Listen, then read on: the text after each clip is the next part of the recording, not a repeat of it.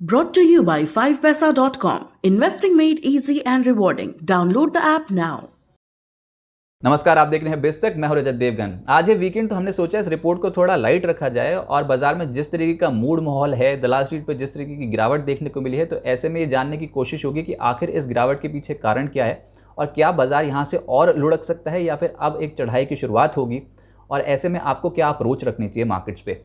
तो देखिए, सबसे पहला जो मुद्दा है मार्केट का, जो मेन कंसर्न है वो है इन्फ्लेशन लगातार बढ़ती चली जा रही है और इकोनॉमीज़ में स्लो डाउन का खतरा इस समय मंडरा रहा है। हमने यूएस में इन्फ्लेशन देखा कि 40 साल की ऊंचाई पे है, यूके में 30 साल की ऊंचाई पे महंगाई पहुंच गई है, और भारत में भी जो इन्फ्लेशन बढ़ने का खतरा है उसी के चलते आरबीआई ने इस हफ्ते ब्याज दरों में इजाफा कर दिया। रेपो रेट में 0.4% और सीआरआर में 0.5% का इजाफा इंडिया में हुआ, और ये अचानक था जिसकी वजह से बाजार पे गोता लग गया। लेकिन इन्फ्लेशनरी पीरियड में हर बार मार्केट गिरता है ऐसा बिल्कुल ज़रूरी नहीं है। ये शॉर्ट टर्म प्रेशर होता है, शॉर्ट टर्म एडजस्टमेंट्स होती हैं इक्विटी मार्केट पे, जिसकी वजह से आप देखते हो बहुत वॉलेटाइल मूवमेंट्स देखने को मिलते हैं। लेकिन हिस्टोरिकली अगर डेटा देखें तो ऐसा बिल्कुल ज़रूरी नहीं है कि इन्फ्लेशनरी पीरियड में हमेशा स्टॉक मार्केट सिंक करती हों, टैंक करती हों।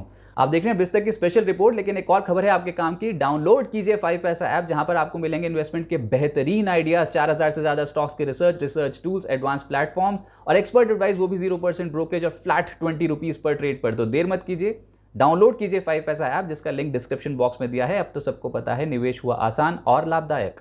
हाँ, देखना होगा कि ये कहीं रिसेशनरी पीरियड ना बन जाए, कोई बहुत बड़े रिसेशन आने का खतरा ना हो जाए, तब तो बात अलग होगी। लेकिन अभी फिलहाल एक शॉर्ट टर्म ब्लिप है इंडियन मार्केट पे अभी के मूड माहौल के हिसाब से। लेकिन ग्लोबली अटैक हुआ है इन्फ्लेशन का, महंगाई बहुत बड़ा खतरा बनती चली जा रही है। अप्रैल में जो भारत में जो आंकड़े आएंगे सीपीआई के इस हफ्ते, उसमें भी उम्मीद ये है कि महंगाई बढ़ेगी। जी हाँ, अप्रैल में सीपीआई 6.95% से बढ़कर 7.5% रह सकती है। मार्च में जो इंडस्ट्रियल प्रोडक्शन का आंकड़ा है, यानी कि आईपी का आंकड़ा, उसमें धीमापन देखने को मिलेगा। ऐसी एक्सपेक्टेशन है कि 1.7% से घटकर आंकड़ा रह सकता है 1.5%, और ये इसी हफ्ते रिलीज होने वाला है। अब आरबीआई ने हाल फिलहाल में जो कदम उठाया और ब्याज दरों में इजाफा कर दिया, साफ तौर पे प्राथमिकता ये थी कि इन्फ्लेशन को कंट्रोल किया जाए। महंगाई और ग्रोथ के बीच में तालमेल बिठाना बहुत ज़्यादा ज़रूरी है। आरबीआई गवर्नर का ये भी कमेंट था लास्ट में कि उनको पूरी उम्मीद है कि ग्रोथ इंटैक्ट रहेगी और ग्रोथ बढ़ेगी ही, इसलिए ही वो बहुत टफ स्टांस इस समय ले रहे हैं इन्फ्लेशन को कंट्रोल करने के लिए। हमारे पास एक एग्जांपल है, लेटेस्ट एग्जांपल, श्रीलंका में उनके सेंट्रल बैंक्स इतने एग्रेसिव नहीं थे, इसी की वजह से इन्फ्लेशन वहाँ पर आउट ऑफ कंट्रोल हो गई और अर्थव्यवस्था को उसका खामियाजा उठाना पड़ा। लेकिन भारत में अभी वैसी पिक्चर है नहीं और आरबीआई जो है वो बहुत एग्रेसिव है। दूसरा, कंपनियों के नतीजे जो बहुत क्लोजली ट्रैक हो रहे हैं मार्केट्स पे कि कंपनियां अपने आप नतीजे कैसे पेश करती हैं। इस बार जो नतीजे पेश हुए हैं, ज़्यादातर कंपनियों ने डिसअपॉइंट बिल्कुल नहीं किया है। हाँ, मार्जिन में ज़रूर थोड़ा बहुत दिक्कत आ गई है, लेकिन कोई बहुत बड़ा सेटबैक हमने नहीं देखा आते। एक्सीडेंट्स हो गए इक्विटी मार्केट पे, अच्छे नतीजों के बावजूद शेयर मार्केट में शेयर्स जो हैं वो संभल नहीं पाए, ऊपरी स्तरों पर गिरावट ही देखने को मिली। लेकिन इससे ये नहीं कह सकते कि कंपनियों ने अच्छे नतीजे पेश नहीं किए, प्रॉफिटेबिलिटी इंटैक्ट थी।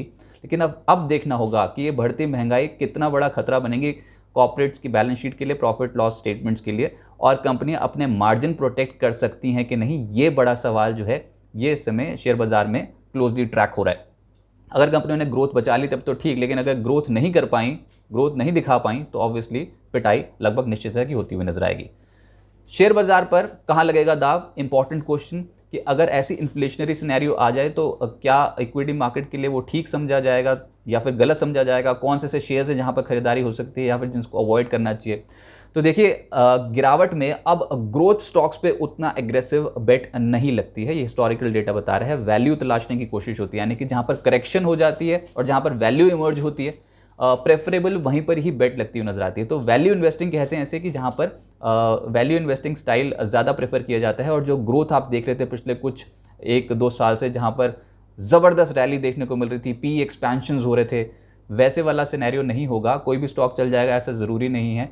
ग्रोथ में अगर धीमापन देखने को मिला तो ऊपरी स्तरों पर जो स्टॉक्स पहुँच गए हैं, जहाँ पर बहुत ज़्यादा हाई पीज कोट हो रहे हैं, उनमें भी एडजस्टमेंट्स होंगी, वहाँ पर भी गिरावट देखने को मिल सकती है। तो value style of investing prefer किया जाता है। बड़ी कर्ज वाली कंपनियों से दूर रहने की सलाह, और जहां पर कैश फ्लोज बहुत स्ट्रांग है उन कंपनियों को प्रेफर किया जाता है। कर्ज वाली कंपनियों से दूर क्यों रहें? क्योंकि जब ब्याज दरें बढ़ जाएंगी, इंटरेस्ट रेट बढ़ते चले जा रहे हैं, तो ऑब्वियसली कंपनियों का इंटरेस्ट बर्डन भी तो बढ़ेगा।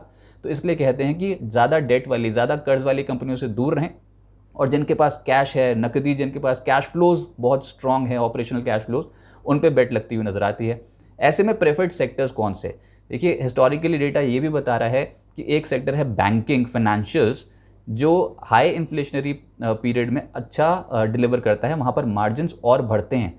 तो बैंकिंग और फाइनेंशियल हो सकता है कि प्रेफर हो जाएं। हाँ, चैलेंजेस ऑब्वियसली होंगे बैंकिंग के लिए, अपने अपने बैंकिंग के लिए भी, लेकिन प्रेफरेबली बैंकिंग के मार्जिन्स इंटैक्ट रहते हैं या फिर और अब बढ़ते हैं। दूसरा है कॉमोडिटी से रिलेटेड जो स्टॉक्स होते हैं, जो कंपनियां होती हैं, वो भी अच्छा डिलीवर करती हैं, क्योंकि कॉमोडिटी प्राइसेस ही तो बढ़ रहे हैं, इसी वजह से तो इन्फ्लेशन बढ़ रही है। तो ऑब्वियसली मेटल्स, तेल, गैस, ये कुछ ऐसे सेक्टर्स होते हैं जो रिलेटिवली क्लोजली ट्रैक होते हैं मार्केट पे। हाँ, अब ये मुद्दा अलग है कि अगर डॉलर ही यहाँ से बढ़ना शुरू हो जाए तो फिर कॉमोडिटी भी तो प्रेशर आएगा, तो वो बात भी कहीं ना कहीं फैक्टर करनी होगी। लेकिन ये सिर्फ इन्फ्लेशनरी प्रेशर्स की वजह से हम बता रहे हैं कि दो सेक्टर्स, एक है बैंकिंग और दूसरा है कॉमोडिटीज़, जो कि बाजार में बहुत क्लोजली ट्रैक होगा। इसके अलावा बढ़ती बॉन्ड यील्ड, देखिए 10 साल की जो बॉन्ड यील्ड है अमेरिका में, वो पहुंच गई 3.1%। बहुत समय बाद ऐसा देखा कि 3% के पार होती हुई नजर, और जब 3% के पार पहुंची है ब्याज दर अमेरिका में, तब तक इकॉनमी स्लो डाउन ज़रूर हुई है। अर्थव्यवस्था में धीमेपन के संकेत मिल गए हैं। Short term bond yields long term bond yields की जब पार होती हैं तो ऑब्वियसली रिसेशनरी खतरा पैदा होता है। तो ये एक टेंशन, ऊपर से 10 साल की बॉन्ड यील्ड जो हमारी इंडिया में है दैट इज़ 7.4%, अब 7.4% पहुंच गई है। महंगाई बढ़ रही है, बॉन्ड यील्ड बढ़ रही है, ये कहीं ना कहीं कंपनियों के लिए दिक्कत, इसलिए कि कंपनियों को जो कर्ज है वो जुटाना महंगा हो जाएगा। हायर इंटरेस्ट कॉस्ट पे उनको कर्ज जुटाना पड़ेगा, जो ऑब्वियसली मार्जिन्स बिगाड़ सकता है, एंड में प्रॉफिटेबिलिटी बिगाड़ सकता है। तो ये कंसर्न कॉर्पोरेट जगत के लिए डेफिनेटली है। रुपए की चाल, एक और कंसर्न। देखिए जब तक रुपया डॉलर की टर्म्स में ठीक स्ट्रेंथ शो कर रहा था तब तक तो ठीक, लेकिन अगर रुपया ही वीक हो गया डॉलर की टर्म्स पे, तो फिर जो इंस्टीट्यूशंस हैं, एफपीआईज, वो उतना अट्रैक्टिव डेस्टिनेशन नहीं समझते हैं भारत को। इनफैक्ट जिस भी कंट्री की करेंसी वीक होती है डॉलर टर्म्स में, उसमें उतने अट्रैक्टिव बेट्स नहीं लगते हैं, क्योंकि डॉलर टर्म्स में रिलेटिवली उनको उतना अट्रैक्टिव रिटर्न्स नहीं मिलता है डॉलर टर्म्स में। तो इसलिए आप देखते हो कि आउटफ्लोज ज़्यादा देखने को मिलते हैं उस कंट्री में, और बिल्कुल वही स्थिति अभी इंडिया की भी है कि अगर रुपया डॉलर के टर्म में और वीक हो गया तो ऑब्वियसली एफपीआईज की बेट कम लगती हुई नजर आएगी। और हमने देखा भी हाल फिलहाल में एफपीआईज की जिस तरीके की, जिस क्वांटम की बिकवाली थी, वो कंसर्न पैदा कर रही थी। तो ये बहुत बड़ा एक फैक्टर होता है कि रुपये की वीकनेस थोड़ा भारी पड़ जाती है अर्थव्यवस्था के लिए भी और स्टॉक मार्केट्स के लिए भी। अब करना क्या चाहिए जब इतने ज़्यादा फैक्टर्स जो हैं वो बाजार पे हावी हैं, तो क्या अप्रोच रखनी चाहिए मार्केट्स पे? देखिए बॉटम ढूंढना तो ऑलमोस्ट इम्पॉसिबल है, बाजार कहाँ रुकेगा ये पता नहीं, 16,000 या फिर 15,000 कोई कह नहीं सकता। लेकिन आपका हमारा काम ये कि सिस्टमैटिकली नियमित निवेश जो है वो इंडियन मार्केट्स पे करते चलें। अगर आप लॉन्ग टर्म इन्वेस्टर हैं तो कोई भी घबराने की ज़रूरत है नहीं, हम आपको बार बार कह रहे हैं।